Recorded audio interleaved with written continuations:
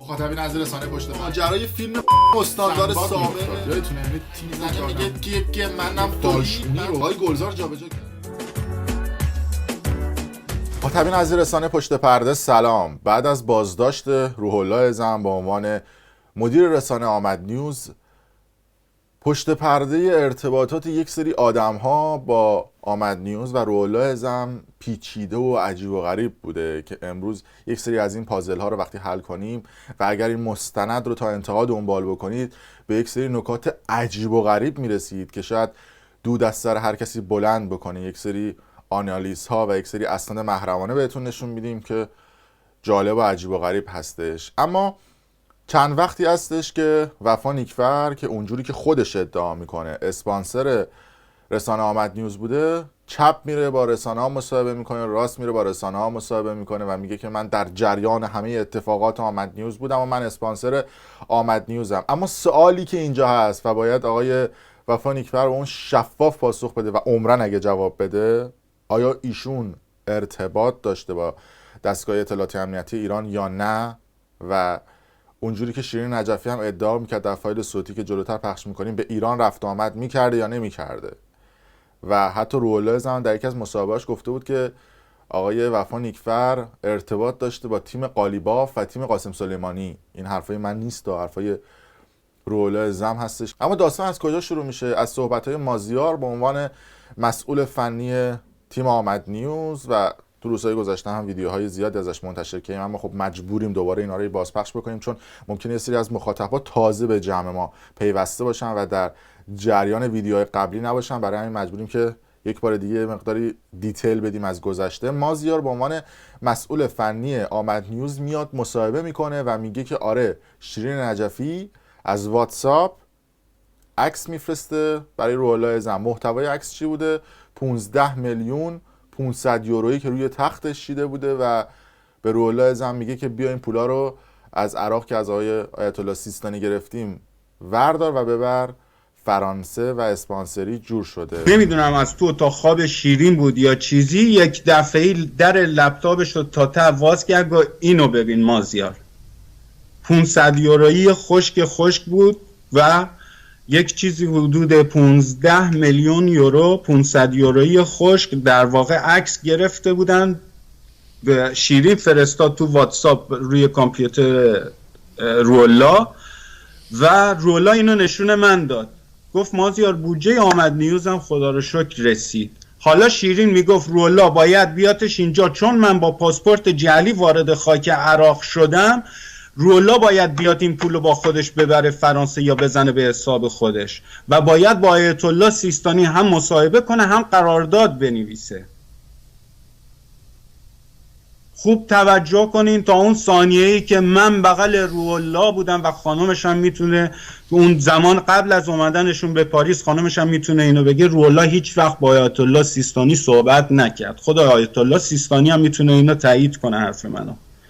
پس اینا همش نقشه‌های شیرین بوده. واقعا پول زیادی بود و من موهای بدنم سیخ شد. بله صحبت‌های مازیار رو شنیدید. میدونم شاید خیلی از شما این صحبت‌ها رو شنیدید، اما برای اینکه این معما کامل بشه مجبوریم که دیتیل از گذشته بدیم که کامل دستتون بیاد.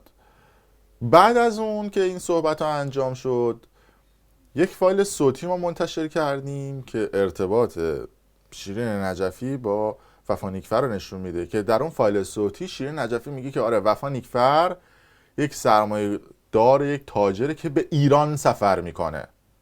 توجه کنید، به ایران سفر میکنه. کسی که پناهنده است، من نمیدونم چجوری میره ایران میاد. این حرف من نیست، ادعای من نیست، ادعای بقال سر کوچه من و شما هم نیست. حرف شیرین نجفی به عنوان کسیه که الان توی رسانه‌های مختلف چپ میره میگه وفا نیکفر یار قاره روح الله زم بود، آدم معتمدیه، راست میره میگه وفا نیکفر. بشنویم این فایل صوتی هم. همین یه چیز دیگه میخوام بهت بگم. من یه دوستی دارم اصلا این آدم سیاسی نیست به هیچ عنوان، اصلا تو کار سیاست دخالت نمیکنه، چون این آقا یک آدم، یک زن شوهر بسیار ثروتمندی ان تو استرالیا زندگی میکنن. اینا واقعا کارشون ساخت ساز برجه، ربطی به زم نداره ها. بچه جنوب هست، اهوازی هم هست. اینا کمک مالی میکنن به کسایی که نیازمندن. خب مثلا به بچه‌ای که اون در ترکیه بودی، به بچه‌ای که نیازمند بودن مطمئن باشن نیازمندن کمک میکنه. یارو اصلا تو سیاست میگه منو باید نکنه چه اینا رفت آمد میکنه. یارو اصلا تو سیاست میگه منو باید نکنه چه اینا رفت آمد میکنه. خب خیلی هم معروف و پولدارم، بزنی گوگل میاد بالا. خب نازنین نیکفر، اسم شوهرش هم نیکفر زن شوهر.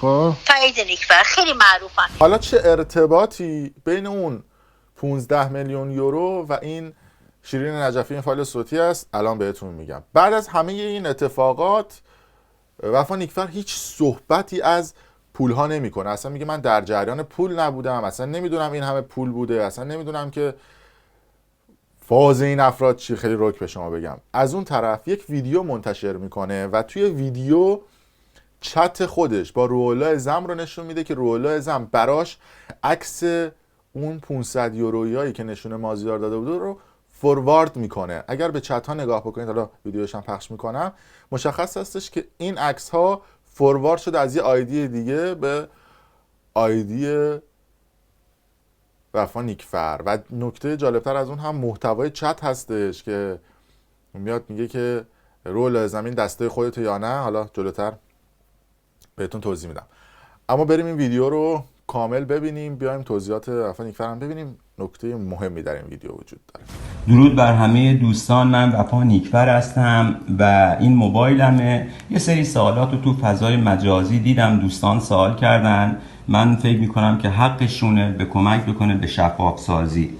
این موبایل بین تماس‌های تلفنی من و روح‌الله زمه که اینجا از شیشم، من الان بهتون نشون میدم شیشم، نگاه کنید شیشم من دستمو میزنم نشون میده شیشم و میان اینو با دست انگشت خودم این دفعه جابجاش میکنم. ببین اینا تمام. من نمیدونم چرا AMPM رو نشون نداده. حالا یه سری از دوستان دنبال مسائل بسیار کوچیک حاشیه‌ای هستن. من خواهشی که از دوستان دارم آرامش خودتون رو حفظ کنین و حق شما است که با واقعیت ها رو بدونین، ولی ما الان در حال حاضر خودمونم تو یک شوکی هستیم. خب تا اونجایی هم که بتونیم به تمام سوالات شما جواب میدیم. پاینده ایران. اما حل این پازل اینجا کمی جالبتر و عجیبتر میشه. برمیگردیم روی تصویر و به متن چت‌های پایین ارسال این عکس پول دقت بکنید که نوشته شده این دست خودت، الان منظورش همون دست خودته هستش، منظورش دست روح‌الله زمه. دمت گرم شریک نگهداری اینقدر پول خطرناکه در خونه، به طرف بگو مراقب باشه. این عکس رو هم حتما پاک کن در موبایل خودت.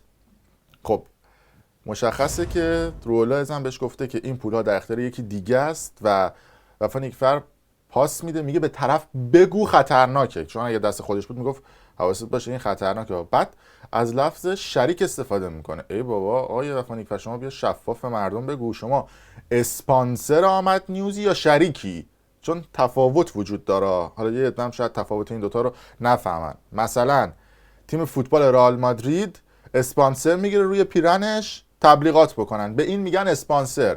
ولی یه شخصی میاد شریک میشه و 50% از سهام باشگاه رئال مادرید رو میخره. تفاوت وجود داره بین اسپانسر و شریک. آخر ما نفهمیدیم شما شریکی یا اسپانسری. موضع خودت رو مشخص بکن. توی چت هم گفته شده. اما نکته جالبتر این هستش که اینجا حرف مازیار تایید میشه که روح‌الله زم اون 500 یورویی رو دیده و به قول خودش هم خیلی پول بوده و وسوسه شده. اما به این عکس اگر دقت بکنید، پولهای 500 یورویی که توی اون ویدیو داره نشون داده میشه و اون عکسی که فوروارد شده یه انگشت 60 هست که به این انگشت 60 اگر دقت بکنید نکته جالب وجود داره. یه ویدیو براتون پخش میکنم از مصاحبه وفا نیکفر و روح‌الله زم در دقیقه 1 ساعت و 36 دقیقه و 30 ثانیه. تصویر رو فریز میکنیم و نگه میداریم. از چند ثانیه قبل ترش ویدیو رو براتون پخش میکنیم که وفا نیکفر صحبت کرده. میخوام ارتباطش رو با این عکس بهتون بگم. تصویر رو فریز میکنیم، من توضیحات به شما میدم. من فکر کنم تو قسمت 3 یا 4 این مستند هستم، جایی که قسمت رمالی رو دارن توضیح میدن که من حتما به اون مسئله ورود خواهم کرد. یه جایی که اگر آقای زم توجه داشته باشن موبایلشون همینجا تصویر رو فریز میکنیم. نکته داره، من اسکرین شات از تصویر میگیرم و میارم در کنار ویدیویی که وفا نیکفر منتشر کرده. اگر انگشت شستی که وفا نیکفر بالا میاره و دست خودش هستش رو بیاریم و با این عکسی که پولها توی دست اون طرف هستش مقایسه بکنیم، انگشتای شست با هم دیگه یکی هستش. و حتی بندهای انگشت دوتا تصویر رو هم با هم دیگه مقایسه بکنید، دوتا بریدگی داره. حتی نوک‌تیزی خمیدگی انگشت شست رو هم ببینید کاملا با هم دیگه برابر هستش. و سوالی که اینجا پیش میاد و آقای نیکفر باید به اون پاسخ بده این هستش که آقای نیکفر، آیا شما این عکس ها رو برای شیرین نجفی فرستادی و شیرین نجفی گفته ما اینو به عنوان اسپانسر گرفتیم و تله درست شده که روح لاعظم رو بکشونید به عراق یا ترکیه طبق ادعای رسانه ها، یا این دست شما نیست؟ آنالیزهای تصویری و تحلیل محتوایی این رو نشون میده. اگر این نیست و شما ادعای دیگه ای دارید به توضیح بدید به مردم. با سند و مدرک به مردم دارم نشون میدم، به هر حال خودشون عقل دارن، تفکر دارن و متوجه میشن که آیا این اسناد یکی هست یا نیست. یک بار دیگه دوباره این تصویرها رو نشونتون میدم روی تصویر، فرصت داشته باشید نگاه کنید، تحلیل کنید، برای ما هم کامنت بذارید که آیا این دو تا تصویر یکی هست یا نه و آیا اصلا وفا نیکفر شاید با برنامه وارد زندگی روح لاعظم شده باشه برای یه سری کارهای دیگه که قطعا خودتون میدونید. و شاید یه تحلیل دیگه هم باشه دیگه، دیدی این پولا زیاده روح لاعظم و حالا دورش زدی فروختیش معلوم نیست. به هر حال اینا سواله و باید پاسخ بدی. ما نه تایید میکنیم نه تکذیب. می‌دونم که پاسخ شفافی به این موضوع بدی و از اون طرف هم قشنگ به شفاف توضیح بدی که آیا ایران میری یا نمیای طبق ادعای شیرین نجفی.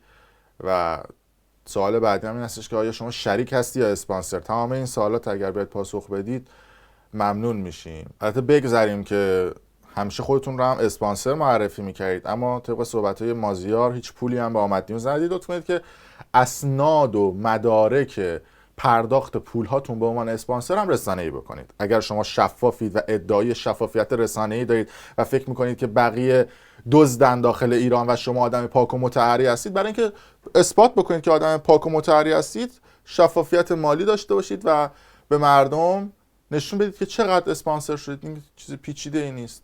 هر چقدر پول دادید رسانه‌ای بکنید. شما میاد میگید که بقیه دزدن فلانن، نمیدونم فردا یا آزادی ایران ما چنین و چنان میکنیم. اگر شما فکر میکنید که آدم پاکی هستید و آدم درستی هستید، بیاد خیلی راحت و شفاف به مردم بیان بکنید که چقدر اسپانسر شد. اسپانسری ما ندیدیم از آقای نیکفر. آقای نیکفر با اینکه میدونست شبانه روز من کنار روح الله هستم هنوز به من زنگ نزده یه همدردی بکنه بگه چی شده. کدوم اسپانسر؟ ادمینای ما هنوز پول نگرفتن. همین مسعود الان باهاش مصاحبه کردیم، ازش سوال کنیم 2 ماه حقوق نگرفته. کدوم اسپانسر؟ ما داشتیم با جیب خالی داشتیم با ناخن سنگ میتراشیدیم. هر جا رسیده داخل هر کانال یه کت شلوار کراوات میپوشه. من اسپانسرم. کدوم اسپانسر؟ کدوم پول اومده تو حساب روح الله زم من میتونم تو کامپیوترم واز کنم به خاطر اینکه سیوش کرد حساب بانکیش رو داخل کامپیوتر من. کدوم پول از آقای نیکفر برای آمد؟ پس اینی که در یکی از برنامه روح الله گفته بود ما $1,000,000 برای تأسیس تلویزیون داریم، اون چی بود پس؟ آقا کو؟ یک سند آقای نیکفر نشون بده که من به روح الله زم پول دادم. اینقدر پول دادم. کدوم هر روح الله زم اصلا از این شوکه شد که رفت عراق. از اپریل امسال یعنی سال 2019 رسما اعلام کردم که اونم توی فضای مجازی میتونن مردم ببیننش که اسپانسر آقای روح الله زم هستم. ولی آقای زم حدوداً 12,000 یورو پول داشتن ایشون. روح الله وقتی رفت به عراق، شما که میگی حساب بانکیش دست شما بود، چقدر تو حسابش پول بود؟ 300 یورو. مرسی که تا این لحظه با رسانه پشت پرده همراه بودید. اگر دوست داشتید کانال یوتیوب برنامه پشت پرده رو سابسکرایب کنید، ویدیو رو لایک کنید و برای دوستان خودتون به اشتراک بذارید. ممنون از شما.